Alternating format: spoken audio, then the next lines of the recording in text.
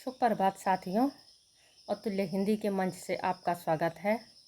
आज मैं आपके लिए लेके आई हूँ पर्यायवाची शब्द, और पर्यायवाची शब्द का नेक्स्ट पार्ट कल या परसों आएगा। 2 पार्ट में हम लोग पर्यायवाची शब्द पढ़ेंगे। चलो आइए शुरू करते हैं। अग्नि का पर्यायवाची शब्द है पावक, ज्वाला, अनल।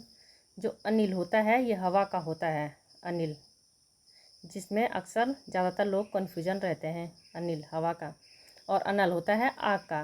दहन, वैश्वानर, धूमकेतु, कृषाणु, जातदेव और आग, ये हैं अग्नि के पर्यायवाची शब्द। अब आता है अन्वेषण। अन्वेषण का होता है खोज, अनुसंधान, जांच, छानबीन, पूछताछ और शोध, ये होते हैं अन्वेषण के। अब आते हैं असुर के। असुर मतलब राक्षस होता है। दानव, दर्ज, दैत्य, राक्षस, तमीचर, निशाचर। निशाचर, निशा मतलब रात्रि, चर मतलब चलने वाला, रात को चलने वाला। रजनीचर, रजनीचर मतलब रात को चलने वाला। यातुधान, इंद्रार्य, इंद्र।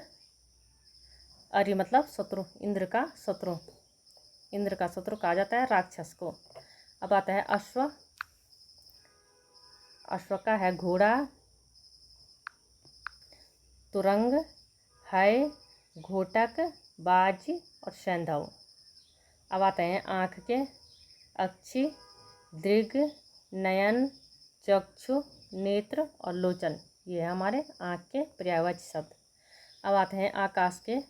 गगन, नभ, अंबर, व्योम, अंतरिक्ष, अनंत, आसमान, पुष्कर, अभ्र और तारापुर, ये हैं इम्पोर्टेंट शब्द। पुष्कर हो गया, अभ्र हो गया, जो कि कंफ्यूज रहते हैं, तारापुर हो गया।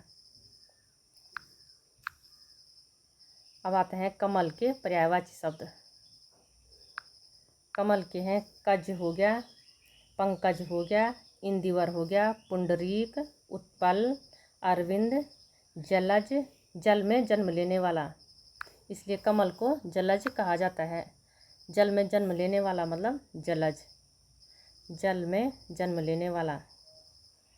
अम्बुज, सरोज, नीरज और राजीव, जिसमें जो आता है वो कमल का पर्यायवाची शब्द होता है। जिसमें दो आता है वो बादल का होता है, और जिसमें ध आता है, जिसमें ध आता है वो समुद्र का पर्यायवाची शब्द होता है। अब आते हैं कामदेव के।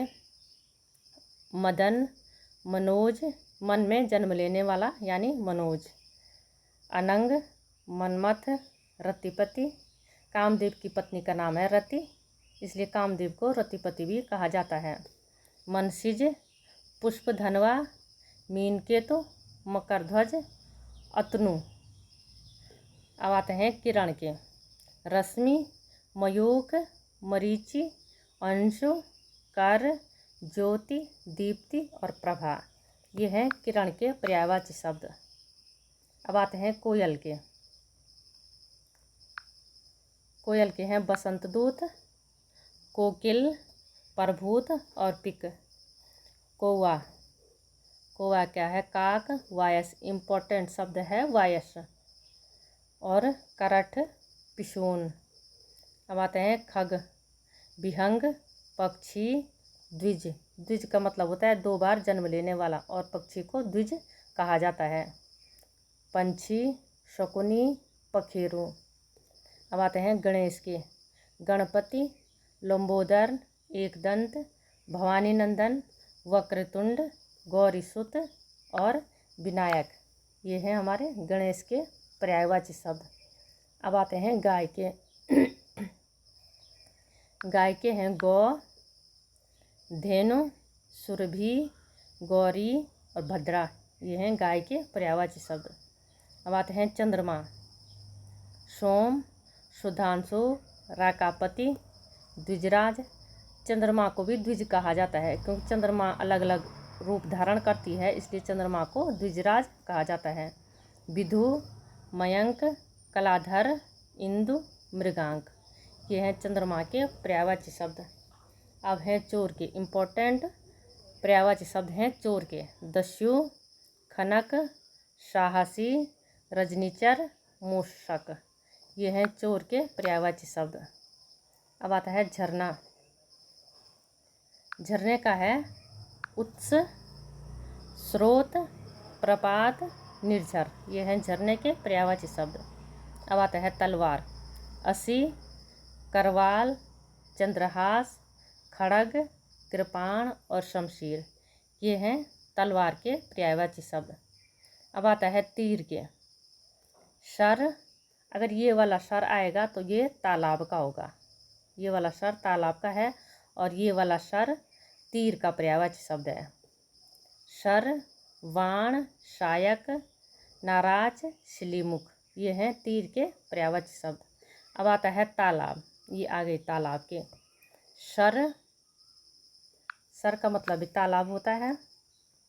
सरोवर, पुष्कर, पुष्कर आकाश में भी आया था अभी और तालाब में भी आ गया।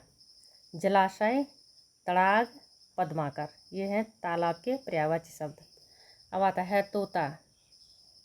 कीर, सुआ, रक्ततुंड, रक्त मतलब लाल, लाल, तुंड मतलब चोंच, लाल चोंच वाला यानी तोता। तोते को रक्ततुंड भी कहा जाता है। दानिम प्रिय, दानिम अनार को कहा जाता है, संस्कृत में अनार को दानिम कहा जाता है, और तोते को सबसे प्रिय होता है क्या, अनार, इसलिए तोते को दानिम प्रिय भी कहा जाता है। अब आते हैं दांत के पर्यायवाची शब्द। दांत का है दंत, दशन, द्विज, दांत भी 2 बार आते हैं इसलिए दांत को द्विज कहा जाता है। द्विज काफ़ी शब्दों का पर्यायवाची शब्द है, जैसे ब्राह्मण का हो गया, ब्राह्मण का पर्यायवाची शब्द भी द्विज है, और चंद्रमा का हो गया, दांत का हो गया, दंत, दशन, द्विज और रदन, ये हैं दांत के पर्यायवाची शब्द। धन्यवाद दोस्तों। नेक्स्ट पार्ट मैं आपके लिए कल लेके आऊँगी। धन्यवाद।